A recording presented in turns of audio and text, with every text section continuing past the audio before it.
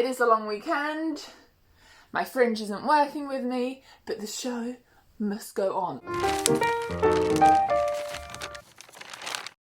Hey everyone, it's Bethany from Beth and Books and welcome back to this book nook and to another episode of Real Choosers TBR. My just sincere apologies for the lighting, guys. I work with natural light and it's just not working for me recently. I think this winter sun is just staying low and hiding on the other side of the house. So we're just working with what we've got.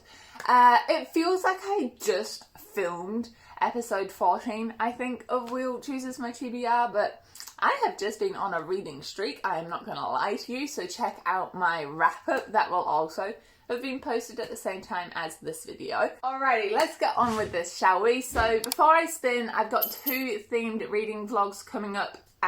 One of them is going to be a cover picking my books vlog, so there's going to be 3 books for that, and then the second one I'm going to keep the topic a secret, but there's going to be another reading vlog, so pretend that there are 6 mystical books in a pile over there to the side. I've got those 2 reading vlogs coming out. You guys have really loved the recent reading vlogs, so I want to keep producing those for you guys. So I'm thinking I'll spin for 5, and then if there's like a lot of small books like there was last time, I might do an extra spin. But let's just get the show on the road, shall we? For spin number 1.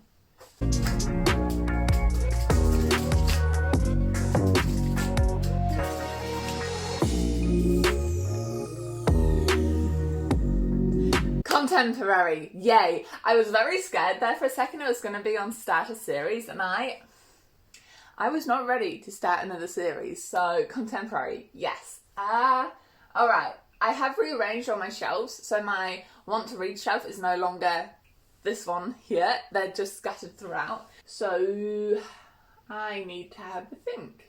Okay team, so for my contemporary, I decided to finally get around to The Leavers by Lisa Ko. This one I have had on my shelf for almost a year now, and it's time I get around to this bad boy. So this story starts by following this lady called Polly. She is, and I mean to make sure I get this right, an undocumented Chinese immigrant living in America, and one day Polly goes to work and she never comes back, and that means that her son, Diming, is left behind. He doesn't know what's happened. He's quite young, so essentially he becomes adopted, and then his adopted parents rename him Daniel, and it's kind of like a story about identity and Chinese immigrants, I guess immigrants in general, and it is an Own Voices story, so I'm excited to read this. Alrighty, so contemporary is going to be replaced with newest release, which is often hard to source because my libraries don't get books in like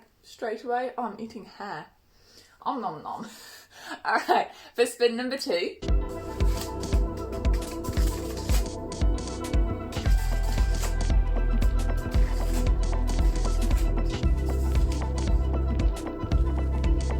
Oh, she rolled back a bit, but I think you can tell that that's a second chance book. Okay, I'll bring up Goodreads. I've gotten in the habit of every time I put a book down and I don't quite finish it, but it's not a DNF, I put it on a certain Goodreads shelf called Wrong Time, Try Again. So let's have a look at what I've got on that shelf.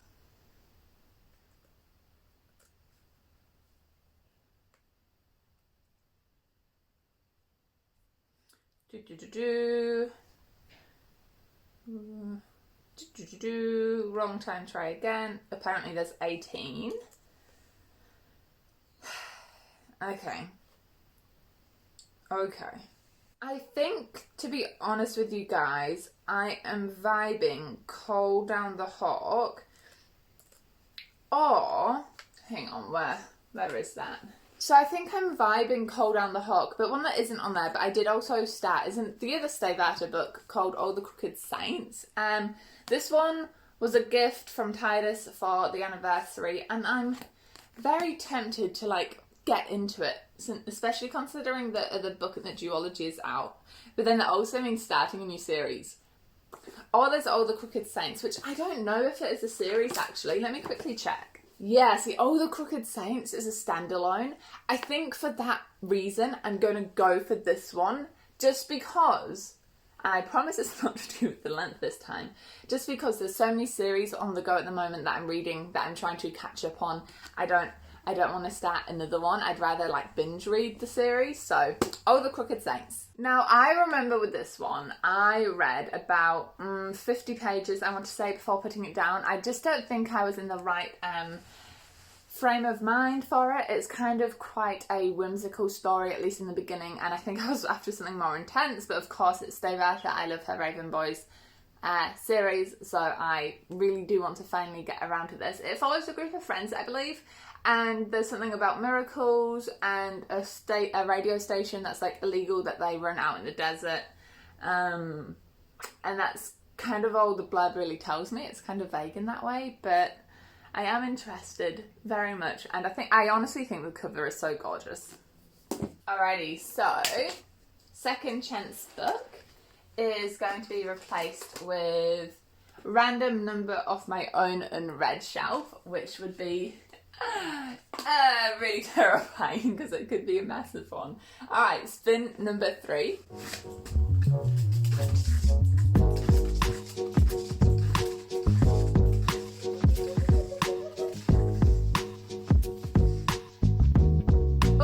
Okay, it was almost a double up of the greens, but now we have a standalone, which is really helping me with my desire to not start any new series, although it's not meaning, I think, continue a series, so a pro and a con there. Alright, for the standalone, I decided to go with Will Grayson. Will Grayson, this is a John Green and David Levithan novel, and I picked this up, I'm pretty sure that video will be out by now, at a Red Cross book sale, and I'm curious. I don't have high expectations though, I'll be completely honest with you.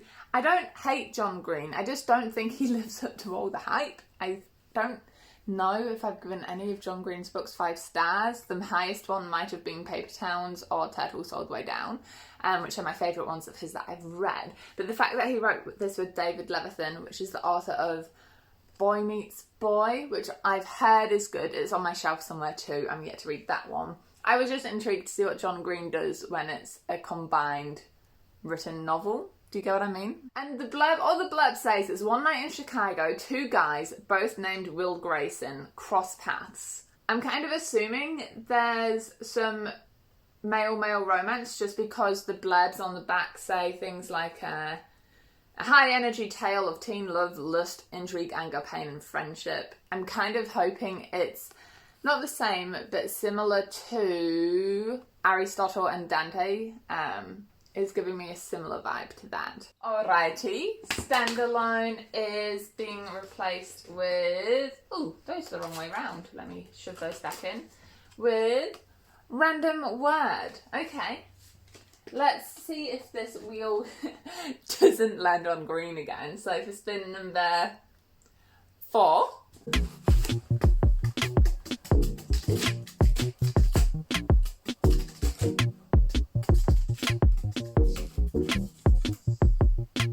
Ooh, genre generator. Oh, I always say genre.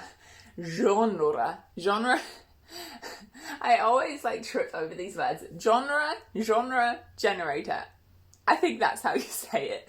Alright, I film with my phone, so I'll have to bring up the generator I've got on my phone, record that, and I'll get back to you on what I chose.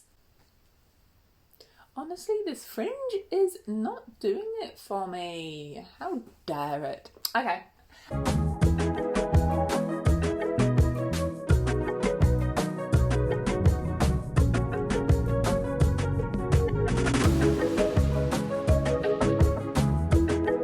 As you saw, that picked sci-fi fantasy. I've got a feeling that was technically a movie generator, but it worked, and so I've decided to go with God's Grave. I was like, what did I pick? I was going to say Nevernight. It's book 2 in the Nevernight series. Now, 100% aware that Dre Christoph's writing style and things that he can, not his style, I suppose, the content he writes about can sometimes be controversial, and I recognise that, especially in how he talks about beauty and feminine beauty and the standards that go along with that. And yes, that's a very valid critique, but but I still loved Nevernight. And I'm actually pretty sure I've read God's Grave, but I've kind of forgotten what happened in it, to be honest. I remember Nevernight quite clearly, but I've kind of forgotten what happens in God's Grave. And again, I'm just trying to read through some series. So this is going to be my pick for this. And then I do have Dark Dawn on my shelf back there. Can you guys see it? Ooh, no, behind my head. There you go, Bethany. Move that head. So I've got the next one lined up, ready to go to if this is good, which I'm sure it will be. Genre generator is being replaced with a 1-star rated book on Goodreads. I'll be honest, I don't think I have any on my want to read list that I only have 1 star, but I could definitely do like the lowest rated. Okay, spin number 5.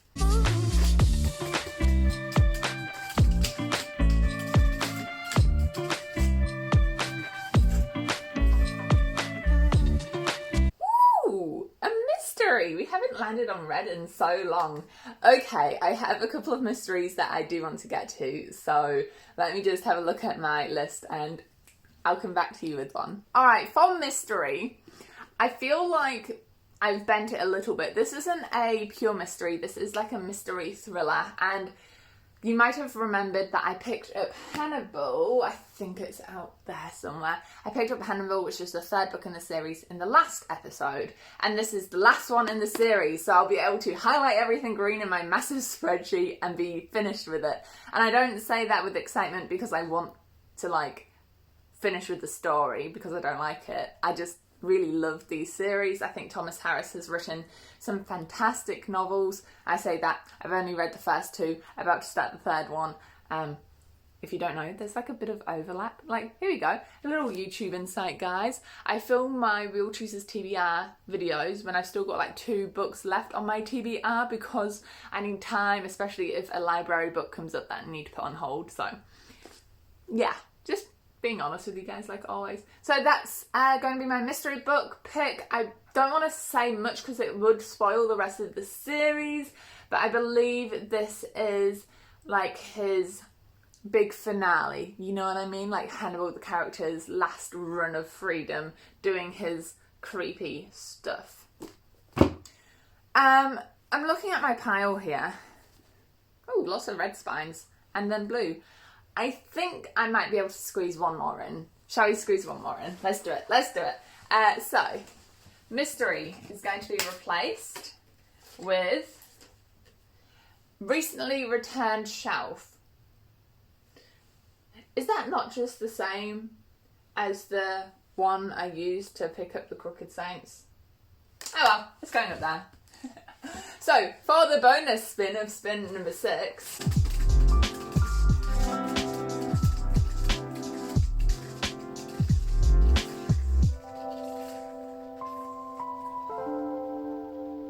a random country generator, and then that's the author who I need to read from, so a foreign author. Shout out to @GetLitWithLit, what a good username for this really cool prompt. I'm going to bring up my laptop, find a random country generator. Oh, and straight away it gave me Denmark.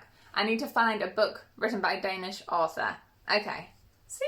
And this is where the library element comes in. I'll have to go to the library for that. I don't think I have any Danish authors on my shelf or any Danish translated texts. Okay, so I'll be back with the library book I found.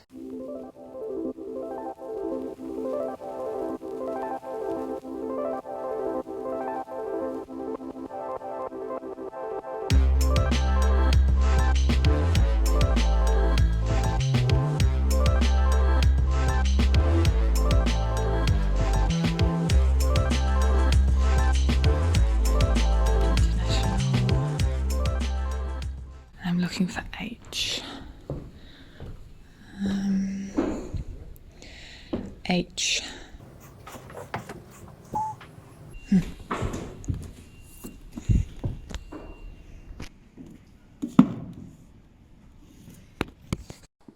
Oh, okay, obviously you just saw what I picked up. I managed to find Miss Miller's Feeling for Snow. So all I did, team, is honestly I just googled something like best Danish fiction books, and then best YA Danish books. I did a couple of Google searches and this one came up on multiple lists multiple times, so I picked it up. It's essentially set in Copenhagen. There's Isaiah, who is 6 years old, and he falls to his death from a rooftop. The police say it's an accident, but Isaiah's neighbour thinks it's murder, and so it's like a murder mystery, maybe with a bit of thriller in it. I do have high hopes, just simply because the girl with the dragon tattoo is a translated text. I can't remember the nationality of the author right now, but somewhere in Europe, and so I'm kind of hoping the European-esque authors come through. So, that is... The books are currently being used as a tripod for me right now. Hang on, guys. Alright, we're back. The phone is being held up by a candle now. This is my current book stack for the next series. For the next series of books I'm going to read. Keep an eye out, team, for the vlogs that I mentioned at the beginning of the video. They'll be coming out eventually. Thanks for making it to the end. Enjoy all the places you go in your own reading adventures, and I'll see you in the next video. Bye bye.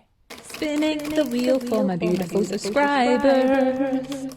Alright, I need to spin the wheel for you guys though. We do have a blank space, which is being replaced with title with a number in it. And your prompt is...